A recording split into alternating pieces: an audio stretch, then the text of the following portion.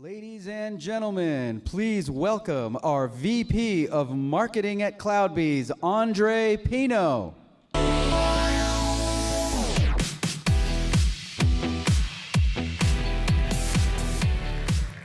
Wow, look at all of you. You ready to bring it home? All right. We got a great closing session for you. So this afternoon, you'll hear a great developer keynote by James Governor. After that, we'll move into our closing of the conference with our prizes. We got so many prizes, so many great prizes, I should say. They're all stacked back here on the table. They look great. But before we get started, we have one more award. I'd like to ask Sasha Labere, CloudBees CEO, if he'd come out and present that final award. Sasha. Thank you, Andre. All right, so what I wanted to do this year is to give a special award, the CEO Award. The team thought it was good for my own self-esteem, self-importance to have my own award by now. So I'll do that. I know it look. I know how it looks. Don't get me wrong. No, but so I decided to give this award to a company, and this company, I would say two things. First, it's innovation. They've made great innovation, and they're working closely with Google, with Entos. They're trying new things. It's very active. It's very vibrant, and we love that, right? Taking risk and just moving forward. The second thing is commitment. Commitment from the top of the organization to the field. Everybody is committed to make it happen. I worked with the global CIO, the global CTO in the organization, and a lot of the team making things happen in the field. And the experience has been amazing. So I really wanted to give this award to HSBC. Congratulations. And I'd like to invite Rajiv and Banu from the team to receive the award in the name of CloudBees, in the name of HSBC. Thank you. Thank you. Congratulations.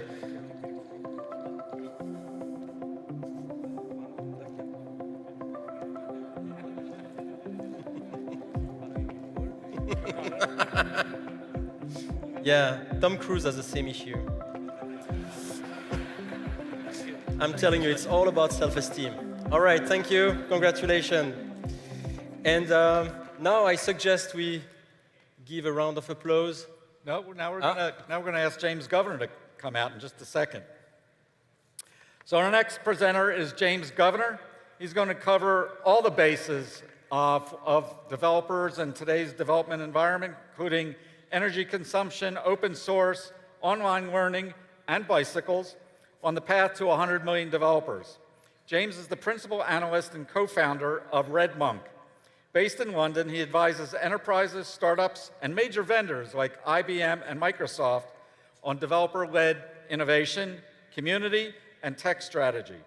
As an open source advocate, he works with many of the world's best-known open source foundations like Apache and Eclipse.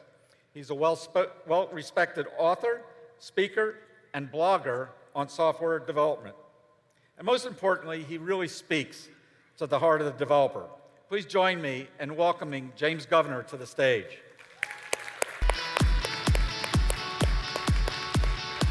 Thank you. Thanks.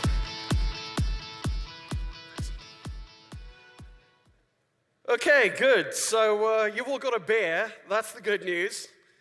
I don't have one. That's the bad news. But anyway, I'm here to talk to you today about the changing developer landscape. The next wave, indeed, as we move towards 100 million developers worldwide. What's that going to look like? I wanted to start with a story about a friend of mine called Ben Fletcher. He is an amazing speaker. He's an amazing communicator. He gave, I think, the best keynote I've ever seen at an event that I ran earlier this year. He also happens to be deaf and legally blind. He was already hard of hearing, and then when he was about 11, he was playing cricket, and the cricket ball hit him in the side of the head, and he lost his vision. Now, some of you might see that as something that would hold someone back. He's running an engineering team at the Financial Times of about 40 people. And he gave an amazing keynote, and one of the stories he told really stuck with me. So Ben, in his meetings, when he was talking and trying to communicate with his team, was struggling a bit. Because obviously we live in a culture where people jump in, they're talking fast, they're expecting that everyone will listen, and there was a lot of interruption going on. And so Ben said, this is not working for me as a manager, and I've got to think about how I can improve the situation. So he looked to Native American culture, and they had the notion of a talking stick, that you only get to talk when you're holding that. So being a good Yorkshireman, he decided that he would do the same thing, but with a football. For the Americans amongst us, you might call that a soccer ball. Basically in the meetings, you can't talk unless you're holding the ball. The first time he did this in a meeting, he was really pleased. He felt that he was much more on top of things and able to engage with his colleagues. He has an interpreter to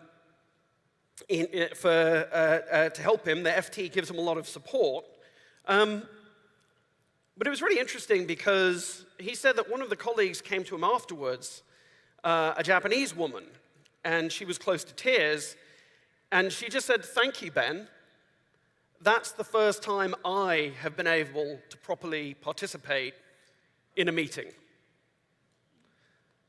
So really what I'm talking about there is accessibility and inclusion, and that you can actually include everybody in a much more meaningful way when sometimes you think about those kinds of needs.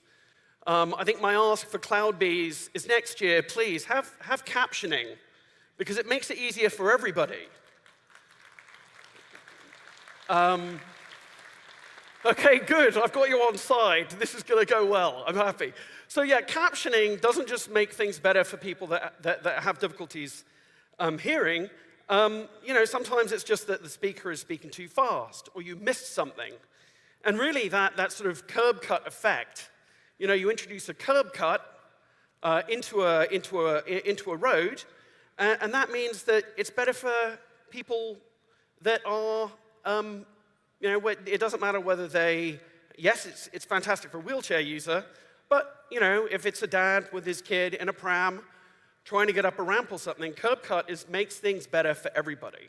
And I think for me, that kicked off my year thinking about accessibility and inclusion and bringing people more into the network. And really, that's what I've been thinking about throughout most of 2019. I may be, a bit unusual. There are some other people that are thinking about not including people at the moment, but that's not what this talk is about today. So, DevOps is about creating conditions and environments in which people can thrive. It is about the people. So how do we include people? How do we make everybody more effective? How do we help ops and dev and design and everyone to work together to create these better products and services? And I wanted to think about environments in which people thrive, because clearly if we're going to get to 100 million developers, we're going to need to do just that. Zooming out a bit, we are talking about lots and lots and lots of people. We are collaborating. We are here a community from around the world collaborating together. But it needs to scale much, much further in order that we can get more done, because we are dealing with planetary challenges. From a business perspective, obviously we've got a lot of things that we need to work on, but when we look at the environment, when we look at efficient use of resources, when we look at the challenges we face, clearly software is going to be absolutely key to solving those challenges. So how are we going to get there? How are we going to have enough developers that can solve the problems that we've got on our plate? Now, There is no exact number of how many software developers there are in the world. 25 million seems a reasonable estimate. I think given that Sasha yesterday said there are 15 million Jenkins users in the world, he should be pretty happy. Either that or he's exaggerating, we shall see. But 25 million is a pretty reasonable estimate at the moment. So what would it look like to get to 100 million? And it sort of seems like that's a significant change. But actually, at 15% compound annual growth, in the next 10 years, we would indeed have 100 million developers that were out there working together to build solutions to problems and new applications and services for people. So where are these developers coming from?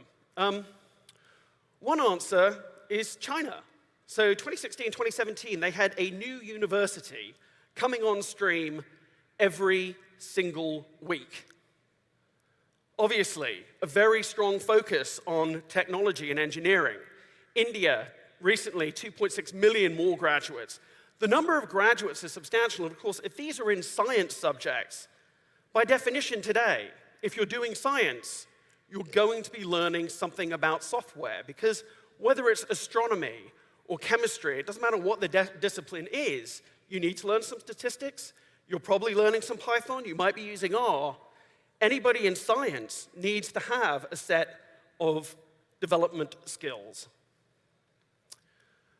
So, in terms of goals, obviously China has some pretty ambitious plans, and it seems perfectly realistic that they say 2030, they want to become the clear world leader in AI.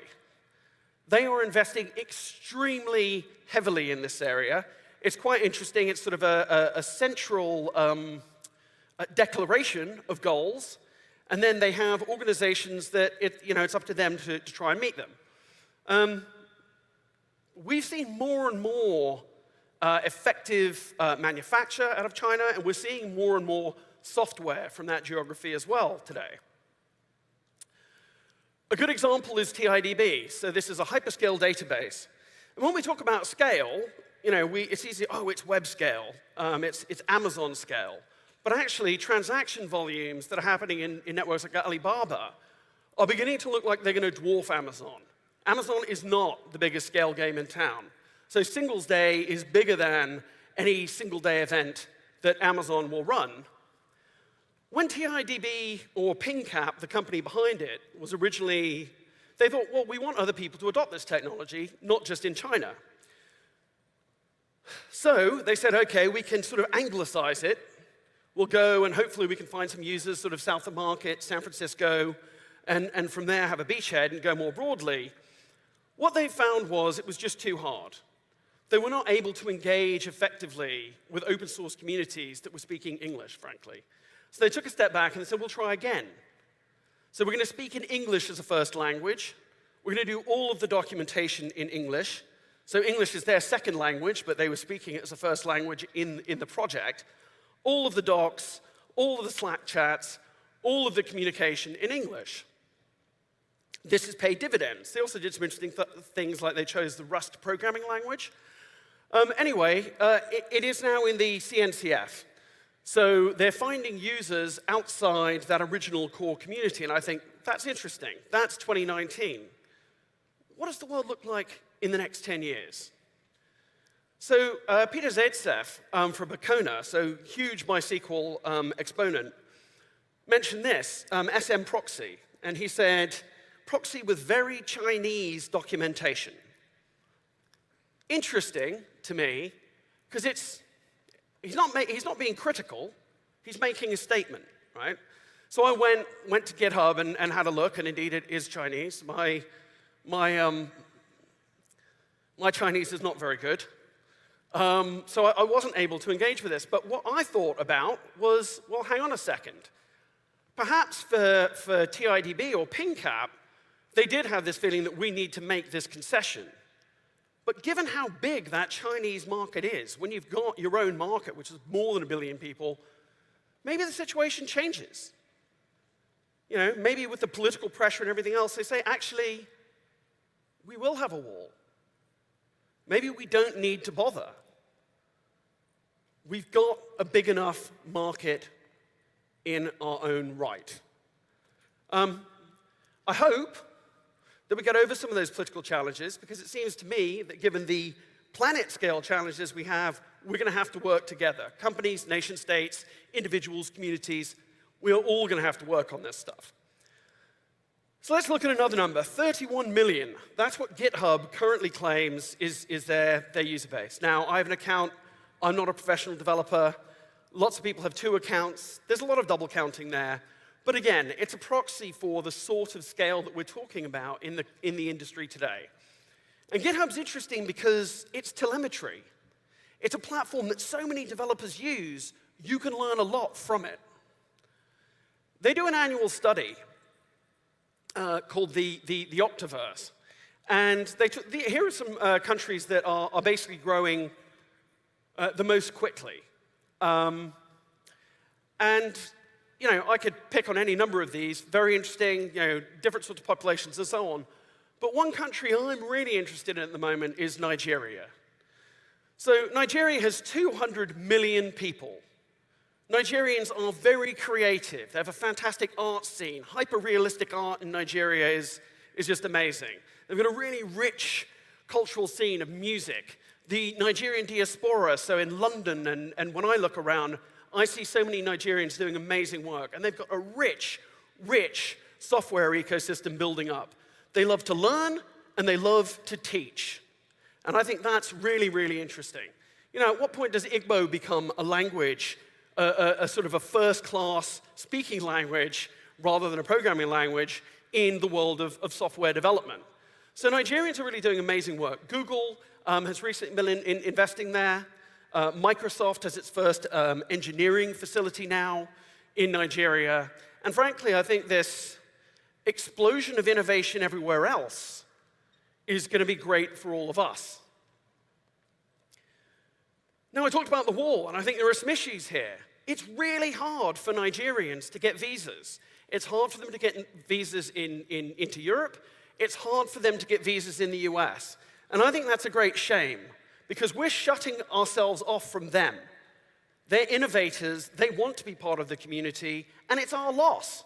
It's not their loss, it's our loss. Because think what they could do for us. Think how we could all collaborate and work more effectively. So the visa issue is something I'd love to see fixed. And they're just really, I think culturally, it's kind of interesting. I tweeted this, I said, it's my favorite GitHub chart, and immediately, yes. It's a really engaged community.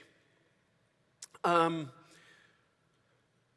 things that are, you know, basically, I think in some cases being built from scratch. There was one young woman yesterday that was tweeting about her first meeting, her first developer meeting. She went to a Google developer meeting, and she literally, the only equipment she had was a pretty poor feature phone, right? That was her. She's there at a software meetup with a phone. That's all she's got. And let me tell you, cell phone, the costs of network coverage in Nigeria are really high. So it's quite difficult, but that was her investment. She went there. She went to a second meeting. She kept on, and now, yesterday, she became an employee at Google, and she's one of their Google developer advocates. And I think that sort of bootstrapping is super impressive. You know, we talk about 10x developers. I don't think many of the 10x developers are people that have never really had to struggle with things. I think the people that are really effective are the people that are bootstrapped. I think about this chart a lot, partly because of sort of causation and correlation. It turns out that the software industry became bad when I started to write software. So 1984, I had a BBC Micro. I mean, that was probably my second or third computer. I'd started a little bit earlier than that, but you know, in terms of what I know now, that was probably my high point, and look, the industry has been going downhill ever since, folks. Sorry about that. We need to do better. What happened to women in computer science? It became an activity that became sort of dominated. If you look at the advertising change at that time, It was supposedly a hobby for boys. I was one of those boys. And it's not right. And it's had long-term and negative effects. So I just want to ask a question. Are there any parents in the room? Okay, this is good. Any parents of girls? Okay, good. Can you stand up, please? If you've got a girl, if you've got a daughter, that's excellent. Okay, so now we don't want to wait another 20 years. Do we have anyone in the room with a sister? Like, why don't you stand up as well if you're not already standing up, if you've got a sister? Any of you have or ever had a mother? Okay, stand up, all of you, right? So representation in this room is pretty good. But I think as an industry, we could have this many more people in the room if we were being more welcoming to women. If we were doing a better job of sustaining, the best way to grow is to not have the churn and to not lose people. You might want to sit back down now. There are many toxic behaviors that we see on a daily basis. You see women that are professionals and they are out there trying to communicate about their craft and about software engineering, and someone slides into their DMs and starts asking them for a date. That is not why they're on Twitter, folks. So if you are one of those gentlemen, don't do that, right? That's not what they're doing. They are professionals and should be treated as such. And we need to really challenge our biases. It's all too easy to assume what someone's role is. Don't do that. If you're at an event like this, just assume that everybody is writing software. If they aren't, fine, they'll tell you that. We are all in the business of software. There are lots of toxic behaviors. Unfortunately, the internet does encourage some of the worst behaviors. High-profile women in any industry see awful behaviors on a daily basis. I'm sure none of you in this room are sort of culprits of that, but I think we all have a job to call it out. And when you see it, you have to say, this is unacceptable. This is unacceptable because we're all here to get things done and to collaborate. And so, yeah, we can't wait 20 years. It can't just, I've got a daughter, she's 9. I would like to think that she will enter an industry that is more inclusive, but we can't wait that long. So let's start now.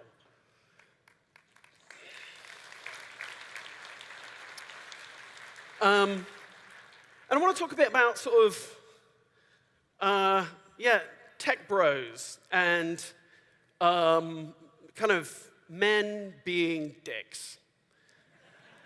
So the boot camp thing is amazing, right? So one of the things about boot camp is computer science now, comp sci courses, you're usually down into sort of low single digits in terms of participation of women.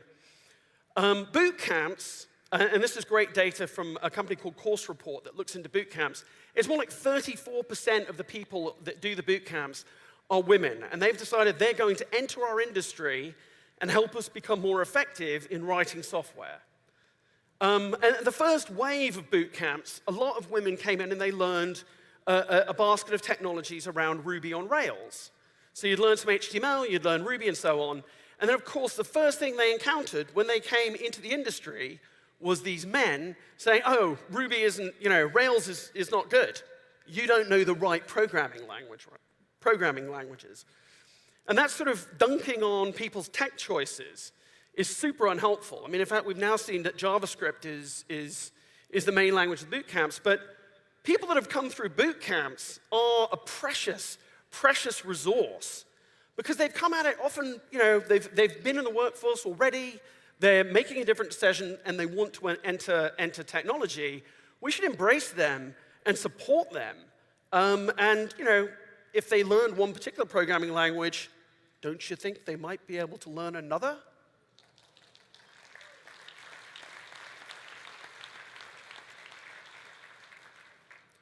So this is Cara. She's amazing. She's been a part of my community in London and the events I run for a while. So Cara Delamarque, she's great. Again, I think she would ask me you should check out CodeBar. That's an organization that she is running. And basically, she has been through this process of coming to tech from a non-traditional or a non-sort of computer science degree kind of path. And she's done, I mean, you know, sort of Jaeger is extremely complicated, distributed tracing technology, worked on that, has done a lot of great stuff. I was looking for a job for a while, and then Tracy Miranda, who works at CloudBees, hired her. Tracy Miranda, nice work. Applause for Tracy, everyone. But what I think is interesting, and I hope I'm not kind of giving too much away, there were some people at CloudBees when Tracy was talking about it, and they said, well, she hasn't got the right background. Is she going to be able to do all of this stuff? And Tracy said, well, how's your Markdown? And they said, Markdown? What's that? Or, how well do you know GitHub? Kara grew up as a GitHub native. She has all of the skills needed to thrive in open source, and that is why Tracy wanted to work with her. And so, you know, this is the future that I want to see more of. Oh yeah, who am I? I'm Monk Chips. I tweet a lot. If you like signal to noise, I'm not your guy, as you could probably tell from this slightly rambling talk. But for me, Twitter is just an amazing tool because there are so many developers there. I can learn so much. And it's just an incredible asset that we didn't used to have as an industry, these sorts of platforms. Research used to be a lot harder than it is today. My business partner, Stephen O'Grady, wrote a book called The New Kingmakers. It's really good. How developers conquered the world. And our thesis as a company is that, you know, the patterns of technology adoption have changed. So where historically we had so much permission-seeking behaviors, it was legal, procurement, top-down, you know, and there were analyst firms that really specialized in that sort of view of the world. Today, things have really become so different. I say today, the book is now 6 years old. You know, the underlying trends that enabled this was the openness. So open source was free. You were able to learn and share with platforms like GitHub, and you know, we've had so many interesting platforms that help us learn. And the cloud accelerates everything. And you no longer need to ask for permission. This is not saying that every developer needs to be out there doing all of this stuff all the time. Some of us just want to work from 9 to 5 and so on. But we don't have to ask for permission in the way that we used to. And that has dramatically changed patterns of technology adoption. But here's the thing. Open source actually isn't welcoming. You know, you'd think it was. Great, I know, we're going to build a massive global network. Open source is great. But it has a lot of these negative behaviors. Who are you? Where did you come from? You're a newbie. Why are you asking this question again? That's dumb. You know, if we think about Linus Torvalds, yeah, sure, he's an amazing engineer. I mean, to be the person responsible for Linux and Git, that is extraordinary. Props for that. But his behavior is abhorrent. You know, and eventually, you know, the Linux Foundation was getting enough pressure, he even had to make a formal apology. I'm sorry, I will try and do better. But yeah, open source communities can and must do better. And we need to fix that, and the good thing is we can. So we've got the Continuous Delivery Foundation, we've got Jenkins, we are an open source community. Let's make sure that we are indeed welcoming. And the other open source communities that we contribute to, let's make sure that they are as well.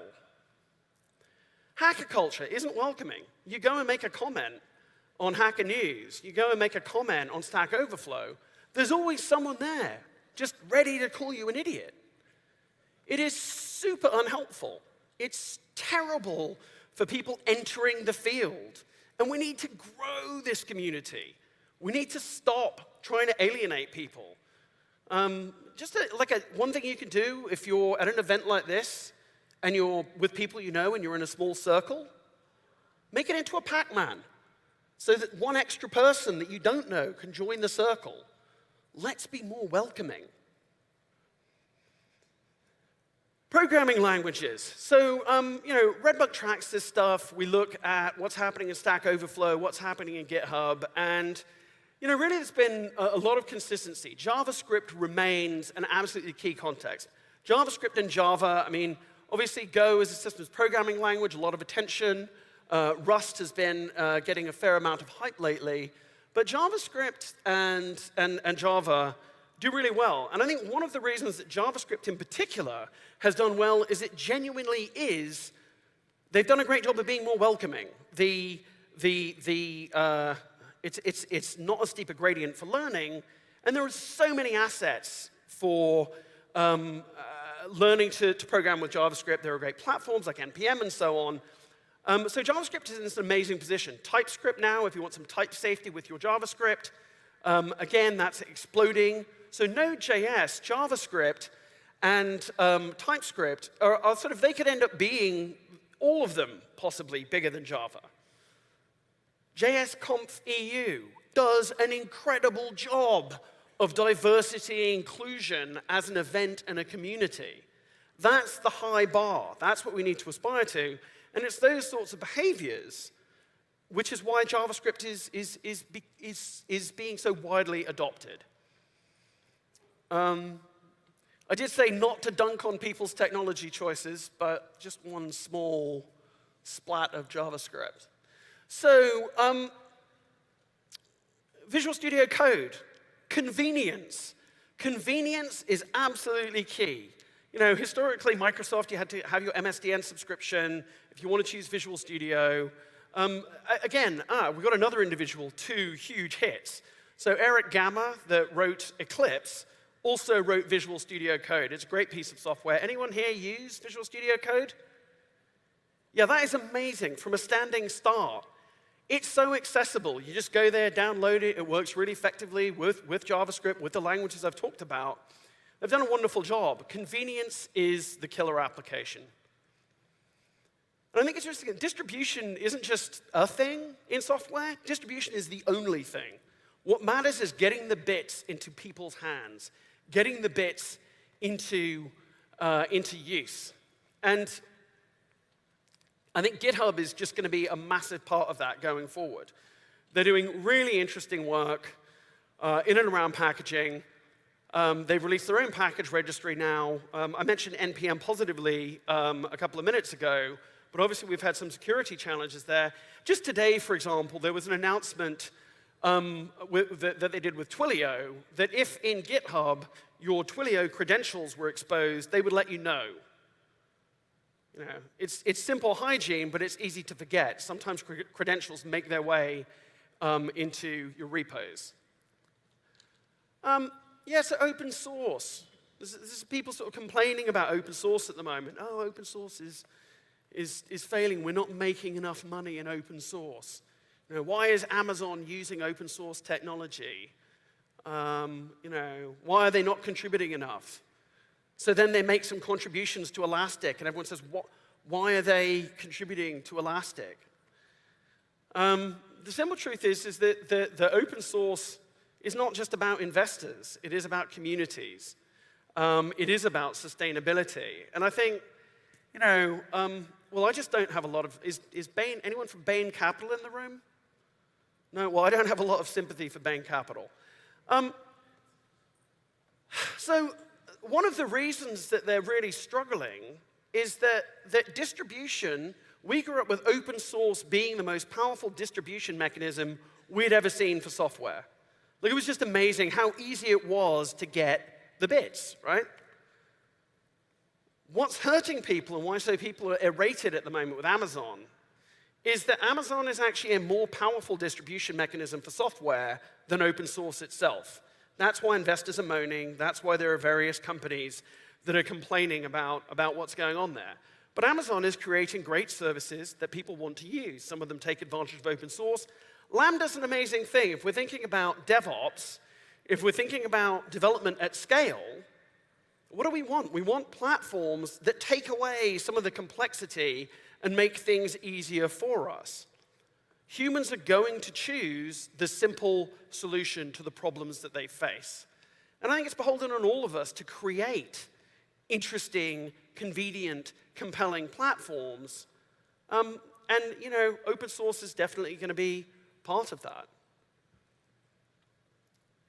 If we're going to have 100 million developers, we're going to have a different sort of set of developers. I talked about the Chinese AI investments, but clearly low-code and no-code is a really interesting area at the moment.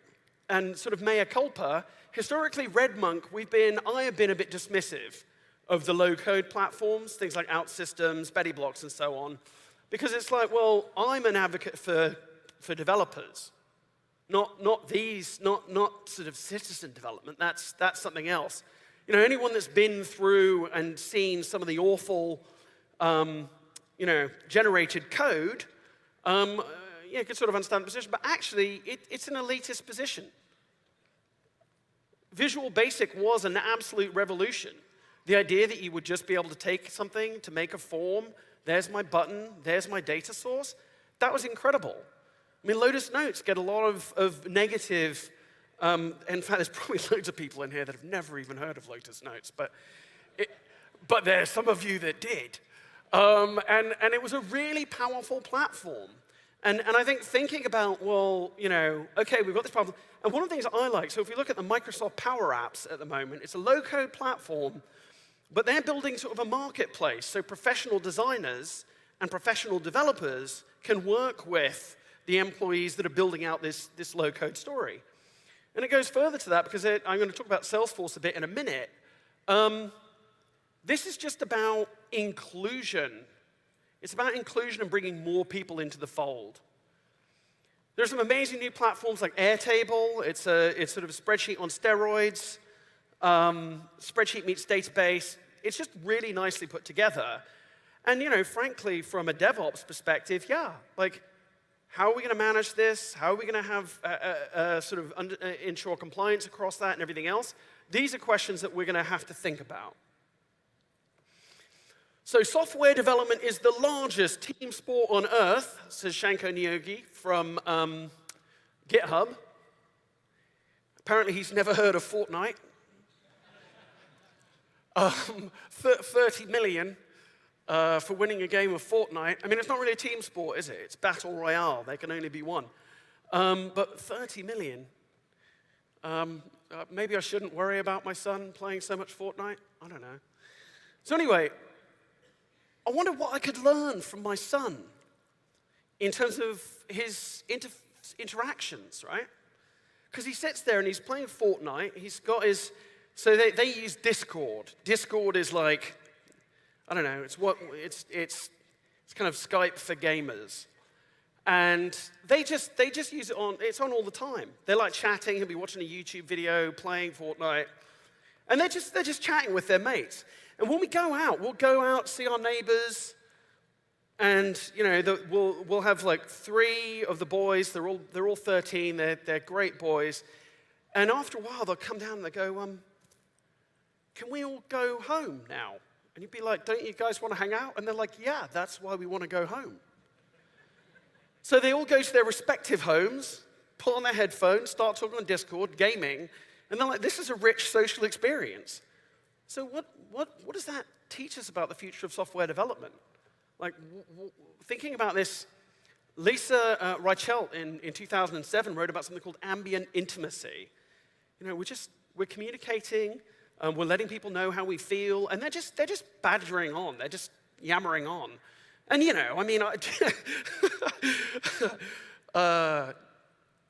remember landline telephones?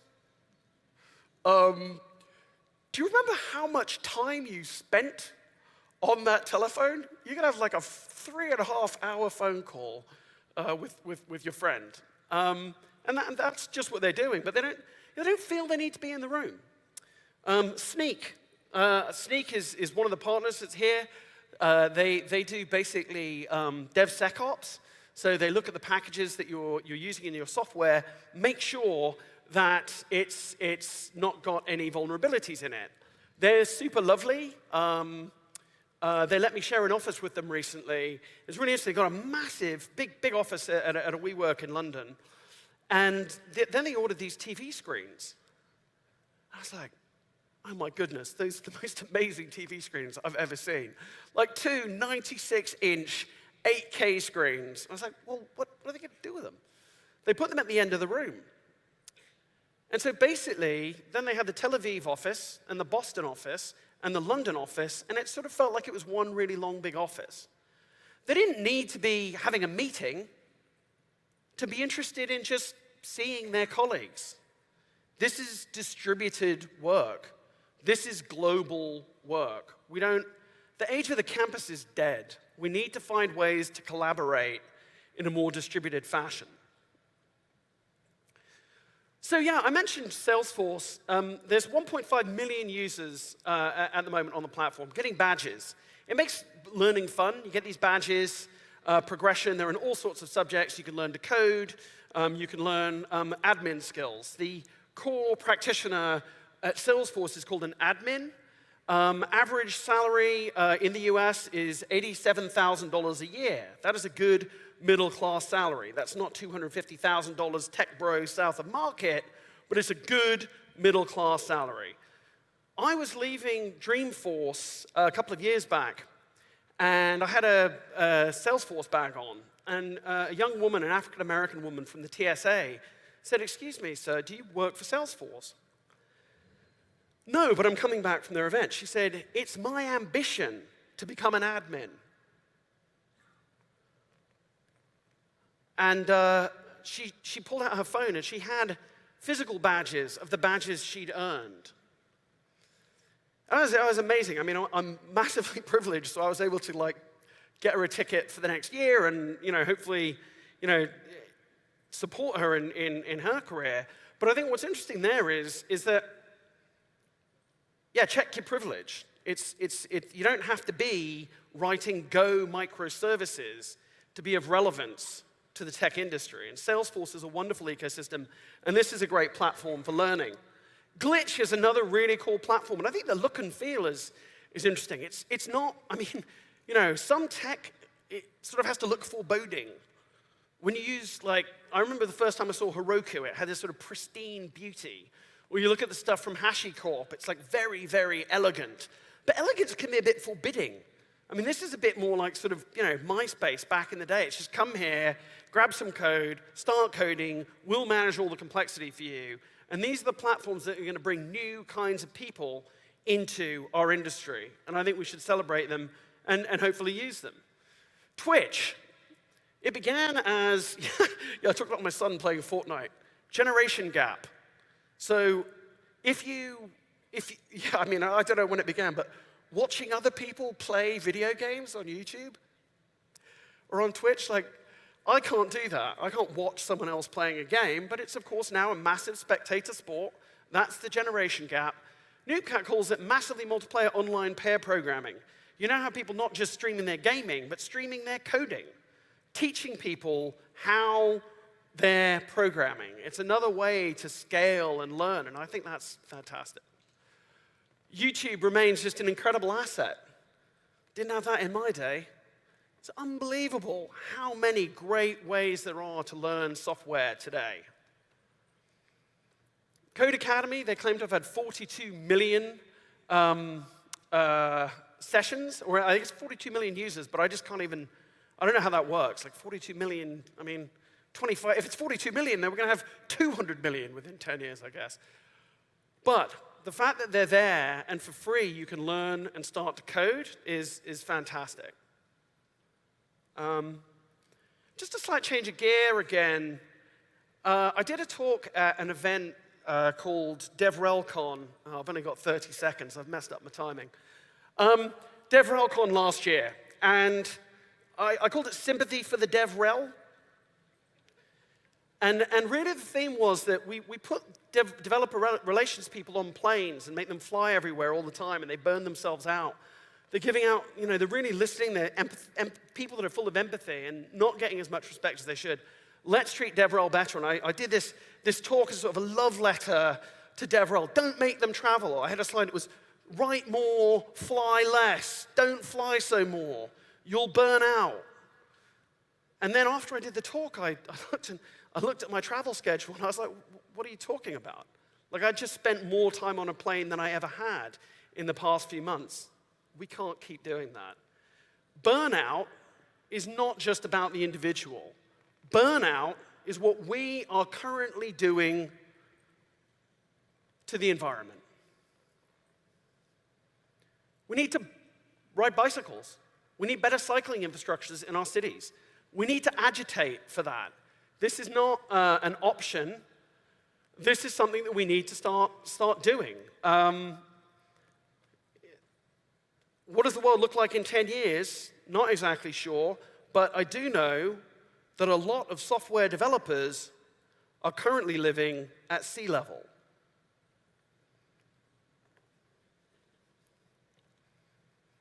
It's all our responsibility. It's all our responsibility. Anyone that fancies himself a leader should really be working on this. That is our responsibility. Anyone here use Bitcoin? Any Bitcoin holders? Any rich Bitcoin people?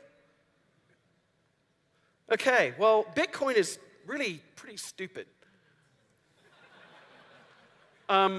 Proof of work is a terrible thing. You are talking country-sized energy consumption. I think this is the real kicker, right? You can do 100,000 Visa transactions for the cost of one Bitcoin transaction from an energy perspective. And we're saying that Bitcoin is the way to go? We're literally burning our future. So what about shifting energy choices left? Where are we hosting data? This is the new DevOps. Where are we hosting our compute? Do we know this? Are we putting enough pressure on Amazon to stop burning coal? Google and Microsoft have made good progress in this regard. Actually, Amazon has as well. But if you're using, US East region, you're running on coal. And coal is the most polluting thing that we can do. If we're going to get to 100 million software developers, if we're going to solve some problems, we need to start thinking about where we do our compute. Ann Curry is doing amazing work, thinking about, well, we need to start making dramatic commitments here. Shifting energy choices left. I talked to Sasha backstage before I came on. He said, yeah, I think we should shift everything left, including American politics. So, yeah, I thought that was pretty good. I thought I was going to get a bit more of a laugh. You're a bunch of Republicans, evidently.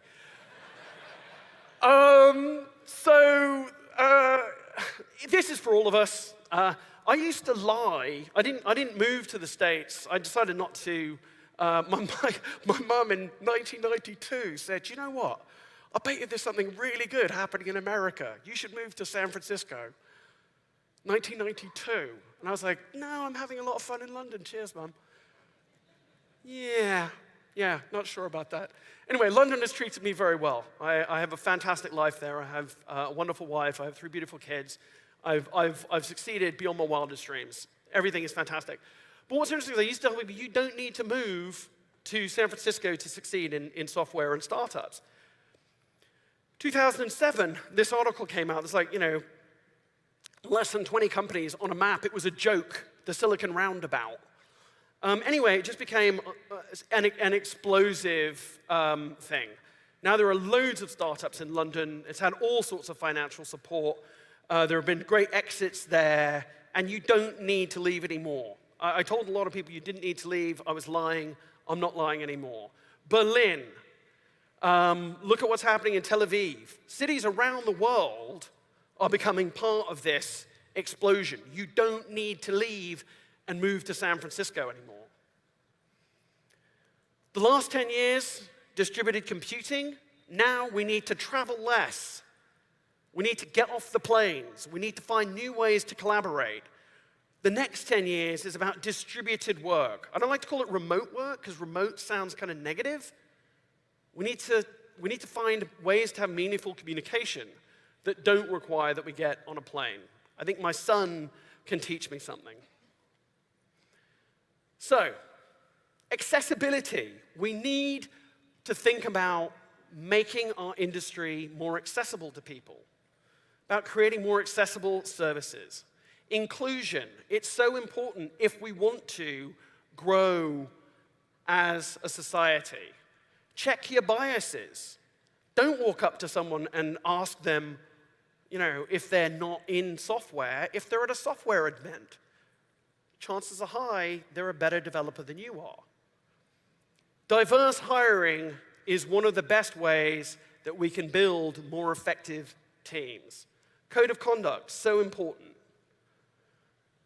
And that needs to be enforced. You can't say you've got a code of conduct and then something goes wrong and it isn't enforced. You need to do it. And finally, sustainable work. I think that's, if you had a single thought, like if you could make one less flight in the next year, 2 less flights, fly less, write more, find other ways to collaborate. There are so many platforms to learn and collaborate with, and I think it's a massive, massive opportunity for us still. Thank you.